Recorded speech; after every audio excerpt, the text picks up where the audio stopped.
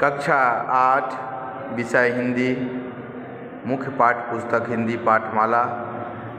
इसमें पाठ संख्या 14 तक पढ़ा चुके हैं। आज क्या निराश हुआ जाए शीर्षक पढ़ाना है। लेखक का नाम आचार्य हजारी प्रसाद द्विवेदी जी है। इस पाठ का सबसे पहले सारांश समझाना है। लेखक का कहना है, जो मेरा मन कभी कभी बैठ जाता है। समाचार पत्रों में ठगी, चोरी, डकैती, तस्करी, भ्रष्टाचार के समाचार भरे रहते हैं। आरोप प्रत्यारोप का ऐसा वातावरण बन गया है कि लगता है देश में कोई ईमानदार आदमी रह ही नहीं गया है। एक बहुत बड़े आदमी ने मुझसे एक बार कहा था कि इस समय सुखी वही है जो कुछ नहीं करता है। जो कुछ भी करेगा उसमें लोग दोष खोजने लगते हैं। यही कारण है कि हर आदमी दोषी अधिक दिख रहा है, गुणी कम या बिल्कुल नहीं। स्थिति अगर ऐसी है तो निश्चय ही चिंता का विषय है। क्या यही भारतवर्ष है जिसका सपना तिलक और गांधी देखा था? रविन्द्रनाथ ठाकुर और मदन मोहन मालवीय का महान संस्कृत सभ्य भारत किस अतीत गह्वर में डूब गया? ईमानदारी को मूर्खता का पर्याय आजकल समझने लगा है। सच्चाई केवल भीरू और बेबस लोगों के हिस्से में पड़ी है। ऐसी स्थिति में जीवन के महान मूल्यों के बारे में लोगों की आस्था हिलने लगी है। भारतवर्ष ने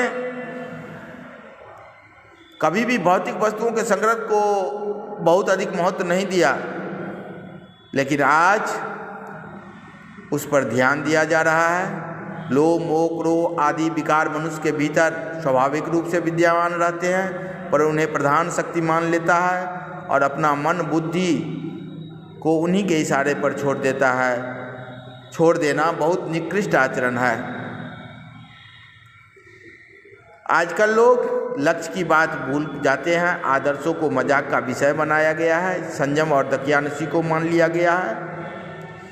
भारतवर्ष सदा कानून को धर्म के रूप में देखता है। आज एकाएक कानून और धर्म में अंतर कर दिया गया है। धर्म को धोखा नहीं दिया जा सकता है, लेकिन कानून को धोखा दिया जा सकता है। यही कारण है कि लोग धर्म भीरू है। वे कानून की त्रुटियों से लाभ उठाने में संकोच नहीं करते हैं। धर्म कानून से बड़ी चीज है। अब भी सेवा, ईमानदारी, सच्चाई और आध्यात्मिकता के मूल्य बने हुए हैं। दोनों का पर्दाफाश करना बुरी बात नहीं है। बुराई यह मालूम होता है कि किसी के आचरण के गलत पक्ष को उद्घाटित करते समय उसमें रस लिया जाता है और दोषोद्घाटन को एकमात्र कर्तव्य मान लिया जाता है। बुराई में रस लेना बुरी बात है। अच्छाई को उतना ही रस लेकर उजागर न करना भी बुरी बात है। सैकड़ों घटनाएं ऐसे घटती है जिन्हें उजागर करने से लोग के चित्त में अच्छाई के प्रति अच्छी भावना जागती है।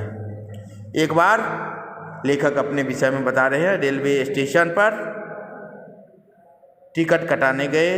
10 रुपये का टिकट कटाने के बजाय उन्हें 100 का नोट दे दिए। उनसे वापस न लेकर अपने सेकंड क्लास के डिब्बे में आकर लेखक बैठ गए। लेकिन कुछ ही देर में वो साहब टिकट मास्टर आए और बोला, बहुत बड़ी गलती हो गई। आपने भी नहीं देखा, मैंने भी नहीं देखा।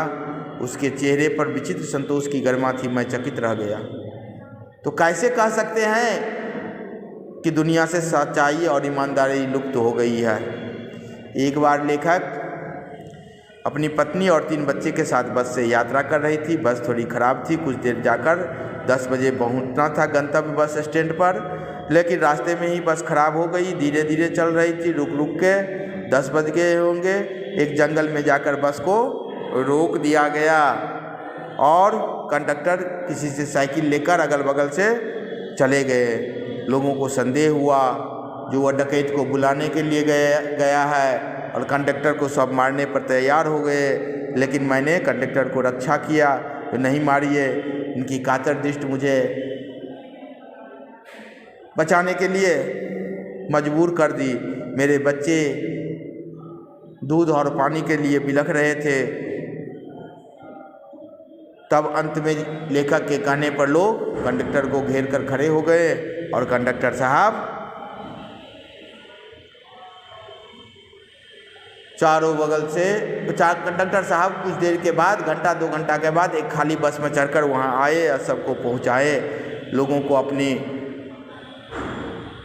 आप पर जो आक्रोशित थे उनको भूल हुई। इनके बच्चे के लिए पानी और दूध भी ले आए कंडक्टर साहब।